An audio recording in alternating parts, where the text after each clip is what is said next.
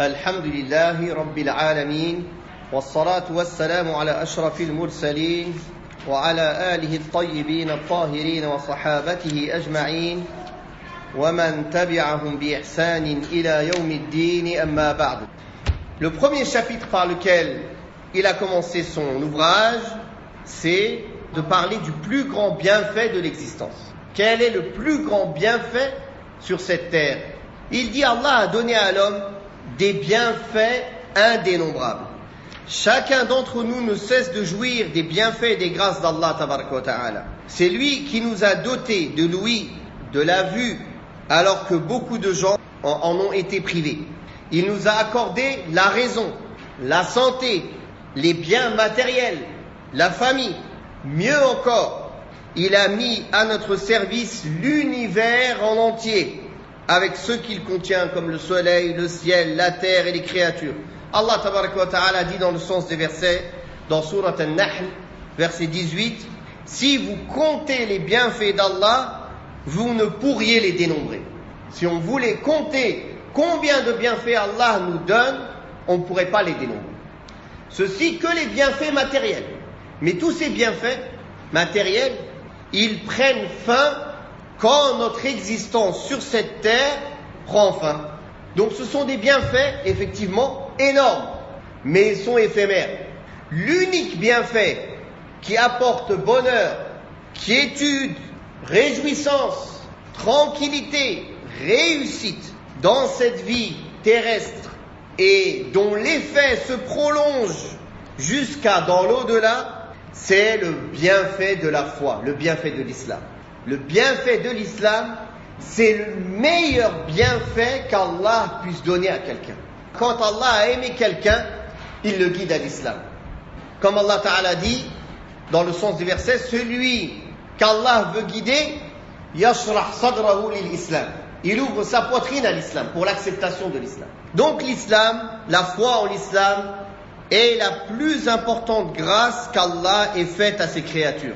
C'est pourquoi Allah tabaraka wa ta'ala s'est attribué à lui-même l'origine de ce bienfait, pour mieux en souligner sa valeur et le distinguer des autres bienfaits. En effet, Allah tabaraka wa ta'ala a dit dans Surat Al-Ma'idah, verset 3, اليوم أكملت لكم دينكم وأتممت عليكم نعمتي ورضيت لكم الإسلام دينا. Aujourd'hui, j'ai parachevé pour vous votre religion, j'ai fait en sorte que mon bienfait sur vous soit parfait et j'ai agréé l'islam comme religion pour vous. D'ailleurs, l'islam est la seule religion qu'Allah agrée pour ses créatures. Inna ad-dina 'inda Allahi al-islam. La seule religion acceptée auprès d'Allah est l'islam. Allah dit dans le Coran, وَمَنْ يَبْتَغِ غَيْرَ الْإِسْلَامِ دِينًا فَلَنْ يُقْبَلَ مِنْهُ وَهُوَ فِي الْآخِرَةِ مِنَ الْخَاسِرِينَ. Celui qui cherche ou qui agrée une autre religion que l'islam, فَلَنْ يُقْبَلَ مِنْهُ. Ceci ne sera pas accepté de lui. وَهُوَ فِي الْآخِرَةِ مِنَ الْخَاسِرِينَ. Et dans l'au-delà, il fera partie des perdants. Ce bienfait qu'Allah nous a donné, il est immense, mes frères. Qu'Allah tabaraka wa ta'ala accorde à l'homme la guider vers l'islam en le sortant des ténèbres vers la lumière, en le guidant à la seule religion qu'il accepte, afin qu'il réalise sa mission et le but pour lequel il a été créé, c'est-à-dire l'adoration d'Allah.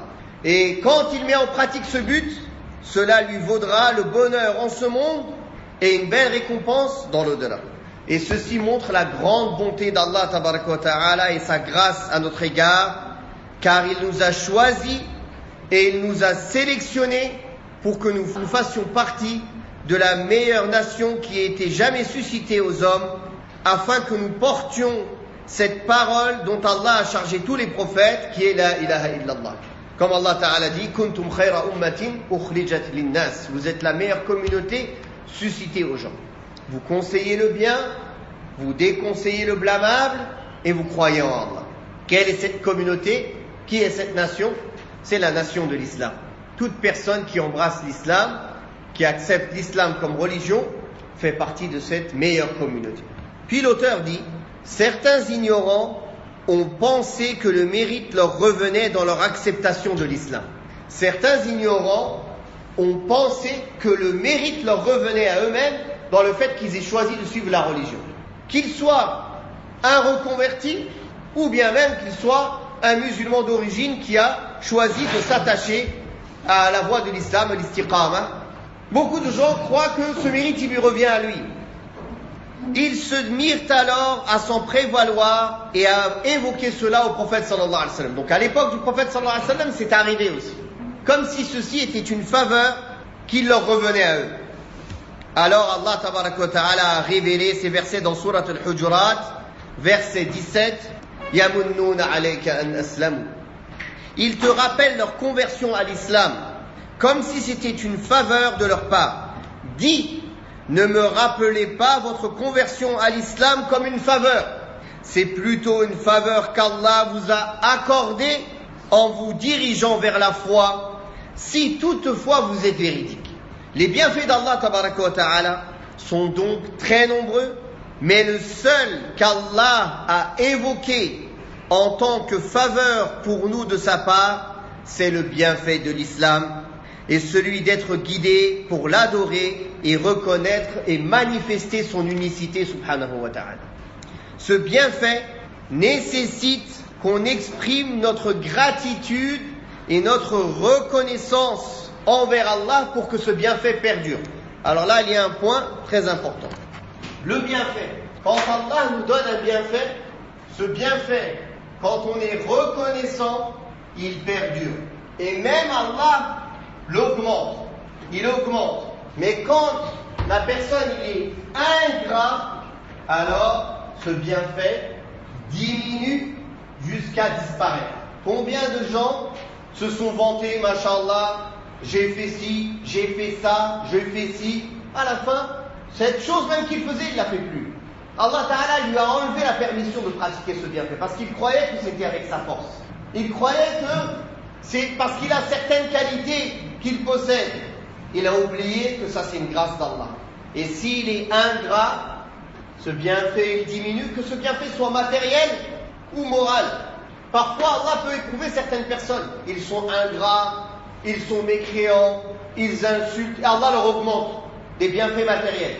Mais ceci c'est pour mieux les châtier. En fait c'est une épreuve pour eux. C'est un piège. Allah leur rajoute, puis la mort les prend directement, ils n'ont pas le temps de se repentir. C'est-à-dire ils ont usé tous leurs bienfaits dans ce bas monde.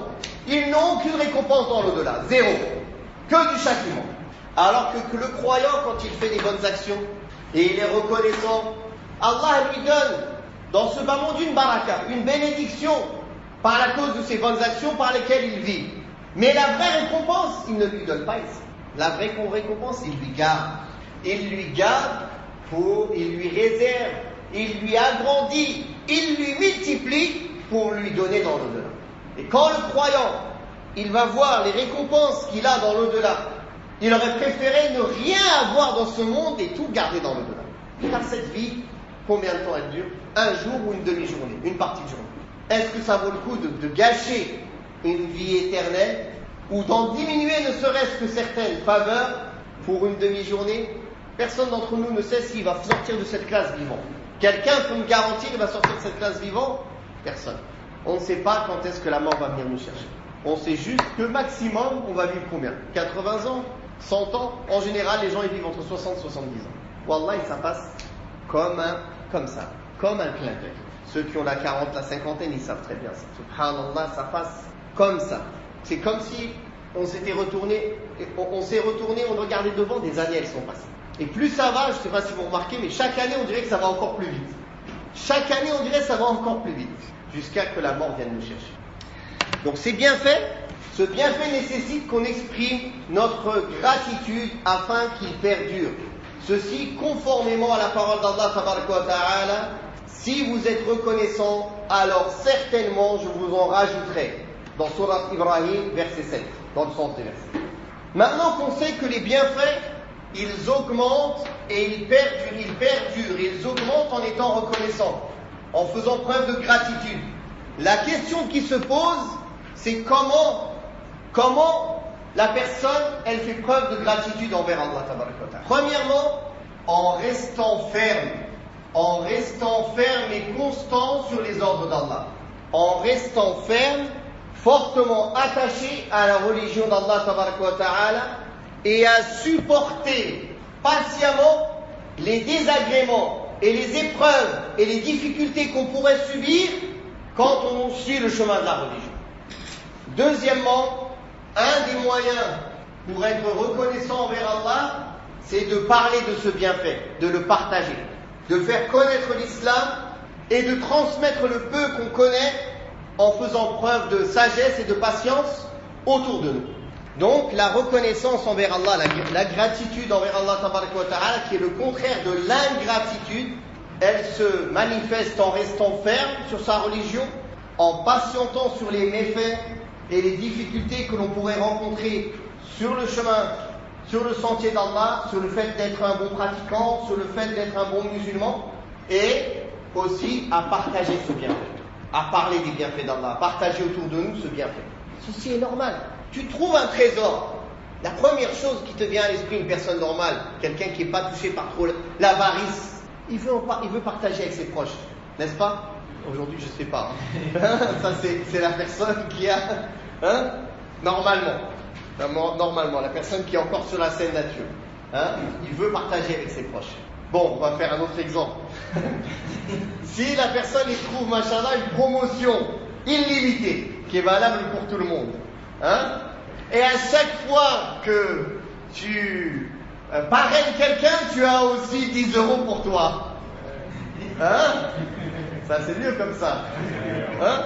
Alors là, machallah, qu'est-ce que tu vas faire? La première chose dès que tu sors du magasin, c'est quoi? Même pendant le magasin, tu vas envoyer le lien à tout le monde. N'est-ce pas? Hakada. L'islam, alhamdulillah, il est pour tout le monde. Le bienfait de l'islam, il n'est pas limité à une nation, à une race, à une région, à une classe de la société. Non. L'islam, il est pour toute l'humanité. C'est la religion qu'Allah a créée, elle, pour toute l'humanité. Toute couleur, toute race, toute origine, toute classe sociale, peu importe. L'islam est pour tout le monde. Il n'y a pas en islam un peuple élu. Le peuple élu, comme chez les juifs. Le peuple élu. Pour rentrer avec eux, il faut plusieurs examens. Et encore, tu seras avec eux, mais tu seras une sous-race. Tu n'es pas comme eux. Tu n'es pas un peuple élu. En islam, ça n'existe pas. Celui qui entre en islam aujourd'hui, il est pareil que celui, ça fait des années, sauf dans la piété. La seule différenciation en islam, c'est la piété, la science, la pratique, la place auprès d'Allah. Rien d'autre. Rien d'autre. Pour finir ce chapitre concernant la gratitude et la reconnaissance envers Allah tabaraka wa ta'ala, on va parler de différentes manières d'être reconnaissant envers Allah. Là, je vous ai parlé d'une manière générale. La reconnaissance envers Allah, elle se fait par le cœur, par la langue, par les actes. Par le cœur, c'est d'être reconnaissant dans son cœur envers Allah, de ne pas penser que ce bienfait il vient d'un autre qu'Allah tabaraka wa ta'ala. Et de savoir que quoi qu'on puisse faire, on ne sera jamais assez reconnaissant envers Allah. Donc c'est un sentiment qui est dans le cœur. On a de la reconnaissance, de la gratitude envers Allah tabaraka wa ta'ala. Ce sentiment. Par la langue, en évoquant Allah, en le louant, en disant Alhamdulillah, en disant par la grâce d'Allah, en disant tout ceci c'est par les bienfaits d'Allah, en énonçant les bienfaits d'Allah. Ça rentre dedans le fait d'appeler les autres à l'islam. On énonce les bienfaits d'Allah sur nous. Par les actes, en utilisant ce bienfait qu'Allah nous a donné de la manière qui plaît à Allah. Allah t'a donné la santé, utilise la santé dans l'obéissance d'Allah. Ne sois pas trompé par ta santé pour aller faire des désobéissances. Allah t'a donné la jeunesse, Allah t'a donné la beauté, Allah t'a donné l'argent, Allah t'a donné une éloquence, Allah t'a donné beaucoup de choses. Ne les utilise pas pour déplaire à Allah, car ça c'est l'ingratitude, c'est le contraire. Allah il te donne une chose, au lieu de l'utiliser comme ça lui plaît, tu l'utilises pour lui désobéir. Est-ce que c'est normal? Est-ce que c'est normal? Non. Allah te l'a donné, il t'a fait lieutenant, il t'a donné la lieutenant sur cette chose, il t'a mis la responsabilité sur cette chose, tu seras questionné. Maintenant, il faut voir comment tu vas l'utiliser, par les actes. Et il y a un bon exemple en cela. Le prophète sallallahu alayhi wa sallam, une nuit, était en prière, et il priait tellement la nuit que jusqu'à que ses pieds se fendissent, se craquaient. Quand quelqu'un reste beaucoup debout, ses pieds en dessous, ils se craquellent. Alors Aïcha, radiallahu anha, notre mère Aïcha, la femme du prophète sallallahu alayhi wa sallam, son épouse, lui a dit: ô messager d'Allah, pourquoi tu fais cela alors qu'Allah t'a pardonné tes péchés passés et tes péchés futurs? Au prophète sallallahu alayhi wa sallam de répondre: est-ce qu'il ne m'appartient pas d'être un serviteur reconnaissant? Donc comment était la reconnaissance du prophète sallallahu alayhi wa sallam? En priant la nuit, jusqu'à que ses pieds se fendillent. Allah Ta'ala dit dans le Coran à la famille Daoud: i'malu ala Daoud shukra wa qalilun min ibadiy ash-shakur. Agissez, vous la famille de Daoud, agissez, vous la famille de Daoud, en étant reconnaissant envers Allah. Agissez comme acte de reconnaissance envers Allah.